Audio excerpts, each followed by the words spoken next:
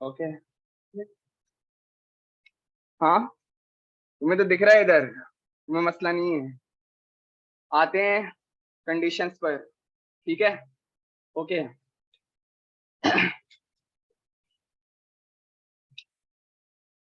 var age equal to 18, सही है, plus और एक कंडीशन लिख लेते हैं, इफ दिस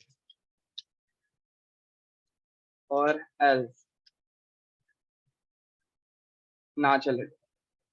हम एक कंडीशन देना चाह रहे हैं यहाँ पर, नहीं चले तो यहाँ पर, सही है। कंसोल डॉट लॉग, सबसे पहले इनवैलिड को लिख लेंगे, इनवैलिड, सही है।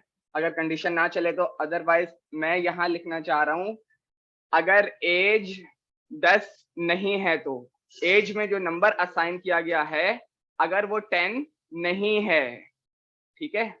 अभी तक हमने देखा है कि वैल्यू राइट पे जो वैल्यू है उसके बराबर है या नहीं, ठीक है। Double equal to, triple equal to, greater than, less than और एंड, ये सब देख लिया है, ठीक है।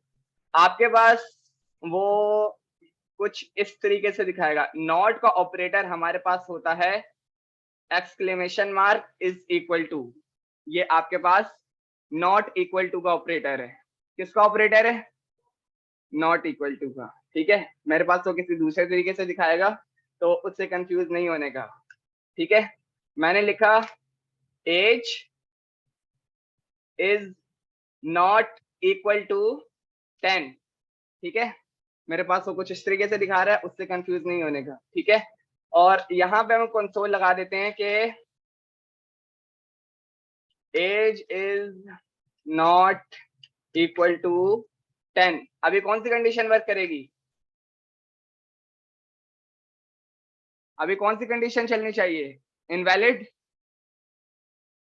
यस। क्या हुआ? इनवैलिड, सही है। सेव किया और मेरे पास आ रहा है age is not equal to 10। ऐसा क्यों? नॉट इक्वल टू 10 है, सही है। समझ आया किसको या नहीं समझ आया? हाँ, यस, यही मैं बताना चाह रहा हूं। जो एज के अंदर मैंने क्या साइन किया हुआ है? 18। मैंने बोला है अगर वो 10 के बराबर नहीं है तो फिर वो ये चले, और असाइन क्या है? 18। वो 10 के बराबर तो नहीं है ना। अब क्लियर हुआ? मैं यहाँ पे लिख लेता हूं 10। अब क्या आएगा? सेव किया, इनवैलिड, क्लियर हुआ, ठीक है। जब बात आएगी कि आपने चेक करवाना है कि ये इसके इक्वल नहीं है, तो आपके पास जो साइन है इज नॉट इक्वल टू का, वो है ये। वालेकुम अस्सलाम, क्लियर है, सही है। इज नॉट इक्वल टू को इससे चेक करेंगे, ठीक है। ओके, बैठ सकते हो, ठीक है। ओके, अब एक लास्ट ऑपरेटर है विच इज नॉट ऑपरेटर, सही है। नॉट ऑपरेटर, उसको आप ये बोल सकते हो, ये, बस। इसको आप फॉल्स भी बोल सकते हो। ये कब लगाएंगे?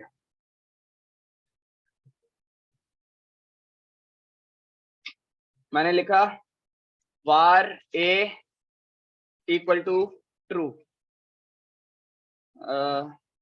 ट्रू, ठीक है। a लिख रहा हूं तो वो मुझे ट्रू दे रहा है, लेकिन a से पहले अगर मैं नॉट लगा रहा हूं तो वो मुझे बता रहा है फॉल्स, सही है। इसका ये मतलब है कि आपके पास जो आने वाली वैल्यू है उसका उलट, ठीक है।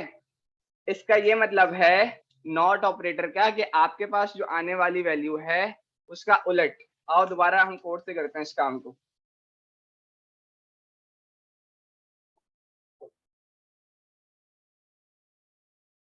var condition equal to true, सही है। एक दो चीजें और भी बतानी है, वो भी देख लेंगे। इफ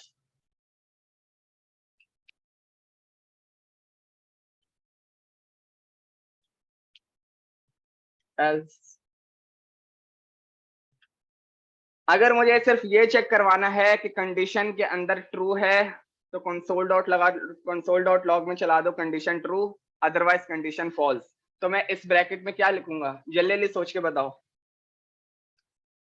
मुझे ये कंडीशन लगानी है कि कंडीशन ट्रू के बराबर है या नहीं, तो मैं क्या कंडीशन लिखूंगा?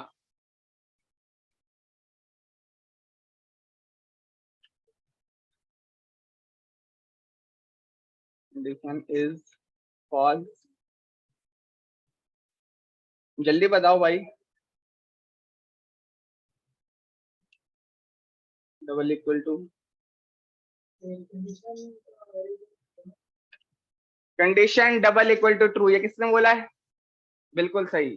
सही है, एक तरीका तो ये है क्या, condition double equal to true. देख लेते हैं लगाकर, condition double equal to true, अगर उसमें ट्रू रखा हुआ है तो कंसोल चलाओ condition is true, otherwise condition is false.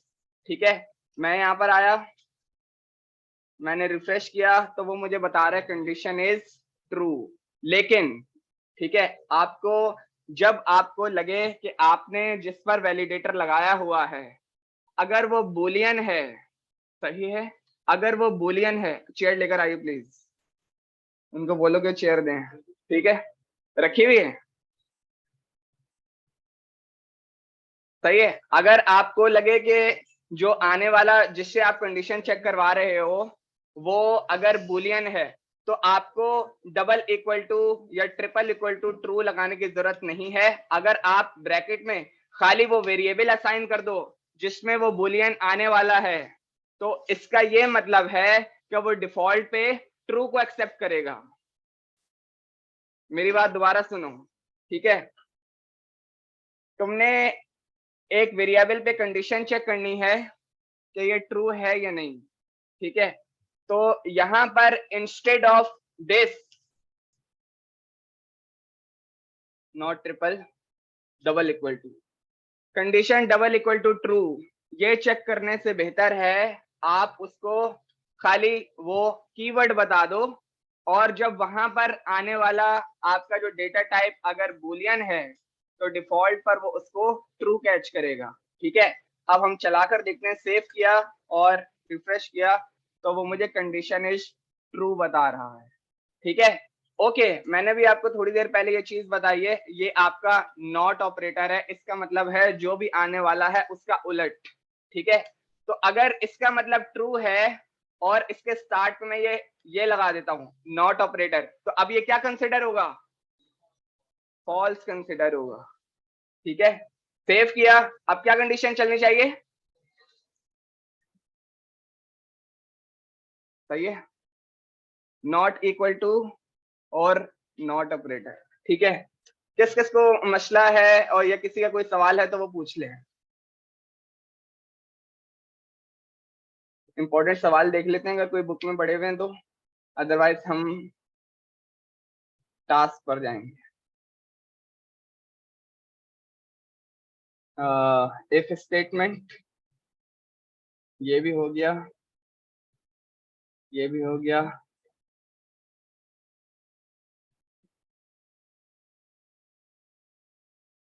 Comparison operator, ये भी हो गया।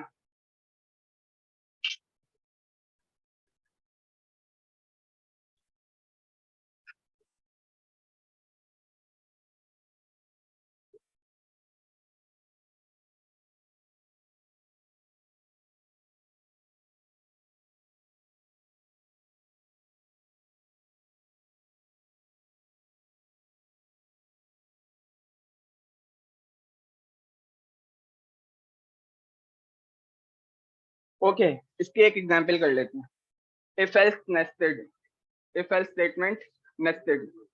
ठीक है, इसकी एक एग्जांपल कर लेते हैं।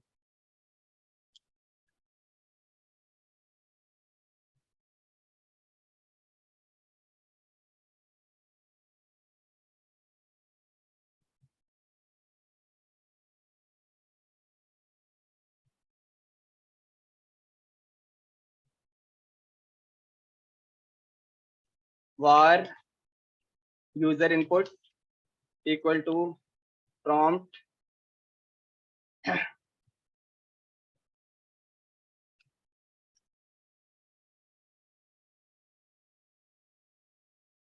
enter your name। ठीक है, ओके। और उसके बाद है, और उसके बाद हमने पूछवाना है age, var age equal to enter your age. सही है, ओके। अब थोड़ी किसी कंडीशन को थोड़ा सा गौर से देखना, थोड़ा सा बहुत ही मामूली सा कॉम्प्लेक्सिटी की तरफ जा रहे हैं, बहुत ज्यादा नहीं जा रहे, ज्यादा तो अभी जाएंगे थोड़ी देर में। ठीक है, इफ, सबसे पहले तो मैंने बोला user input is not equal to this, इसका मतलब है कि यूजर इनपुट में खाली तो नहीं है। ठीक है, ओके। console.log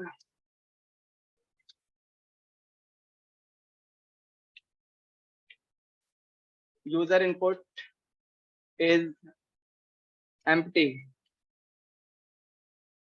ठीक है, और राइट नाउ के लिए यहां पे लगा लेता हूं console.log field is not empty, is not empty। ठीक है, अभी कौन सी फील्ड चलेगी अगर मैं खाली छोड़ूंगा तो? फील्ड इज नॉट एम्प्टी, अगर खाली छोड़ूंगा तो? खाली छोड़ूंगा तो क्या चलेगा?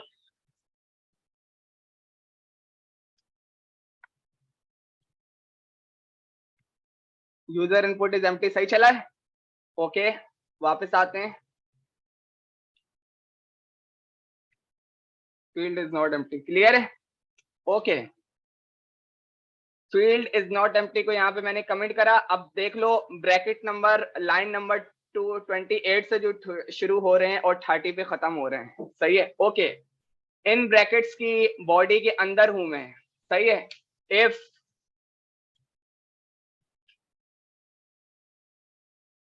As greater than equal to 18 console.log eligible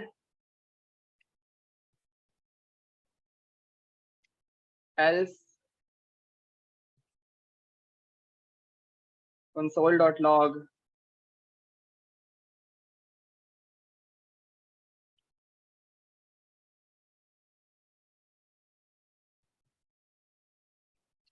not eligible. ये किस किस को नहीं समझ में आई है? लाइन नंबर 28 से लेकर 38 तक का जो ब्रैकेट है विच इज दिस, उसके अंदर एक नेस्टेड कंडीशन लगी हुई है जिसको मैंने हाईलाइट किया हुआ है। सबसे पहले वो चेक करेगा कि यूजर इनपुट जो है वो एम्प्टी तो नहीं है, सबसे पहले वो ये चेक करेगा। यहीं फेल हो गया तो वो नीचे उतर जाएगा, सही है। और उसके बाद वो चेक करेगा if age greater than equal to 18, अगर है तो एलिजिबल, अदरवाइज नॉट एलिजिबल। ठीक है, सेव किया और वापस आते हैं। ठीक है, मैं खाली छोड़ा हूं भी। क्या चलना चाहिए, क्या चलना चाहिए, अंदर वाला या बाहर वाला? देखो इधर, यूजर इनपुट इज एम्प्टी और एज में डाल रहा हूं 20, यूजर इनपुट इज एम्प्टी। ठीक है, ओके, वापस आते हैं। हाँ, दो हैं, एक एज का भी है। ठीक है, दो हैं, यहां लिख दिया अहमद और यहां लिख दिया 17। अब क्या आना चाहिए? Not eligible. ठीक है, अहमद और एक्चुअली में 26 एलिजिबल। अब मुझे आप लोग थोड़ा सा सोचकर जवाब दो।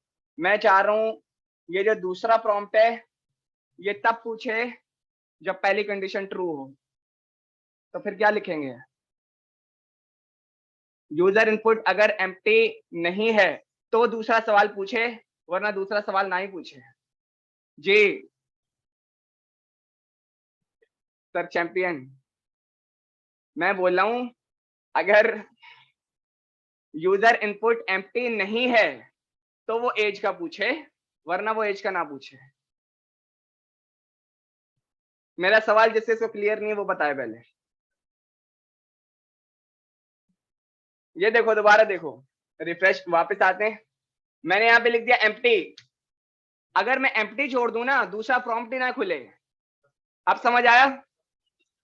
यस, गुड, सही है। इस प्रॉम्प्ट को डायरेक्ट में उठा के यहां ले आया, सही है।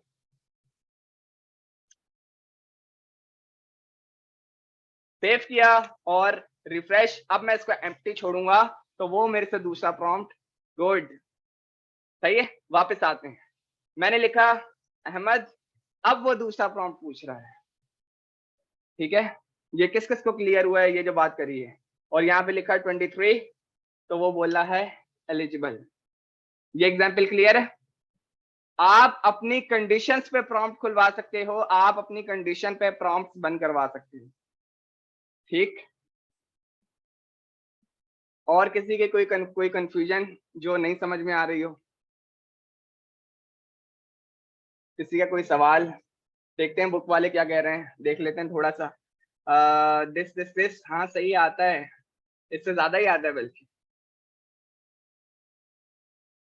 सही है, बुक में तो क्लोज हो चुका है। बुक वाले तो नए टॉपिक की तरफ जा रहे हैं, लेकिन नए टॉपिक की तरफ सिर्फ तब आएंगे मेरे पास पीडीएफ रखी हुई है जब वो सॉल्व होगी, सही है।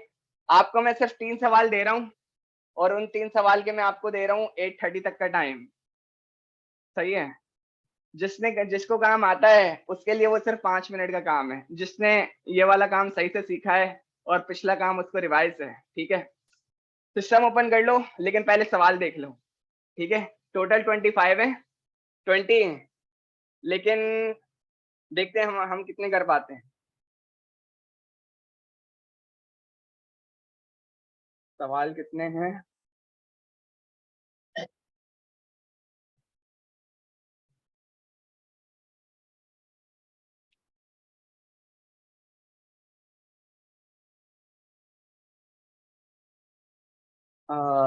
नॉट दिस, जावास्क्रिप्ट असाइनमेंट और इफ एल्स वाले प्रोग्राम्स, सही है। प्लस प्लस,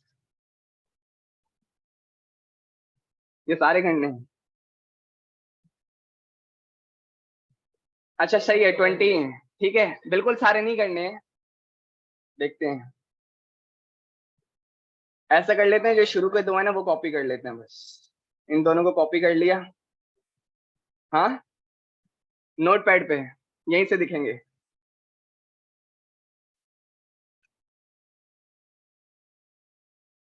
इंग्लिश का मसला किसी को नहीं आना चाहिए, ठीक है। इतने बहुत बेसिक लेवल की इंग्लिश लिखी हुई है, प्राइमरी लेवल की, ठीक है। ये गलत कॉपी हो गया है।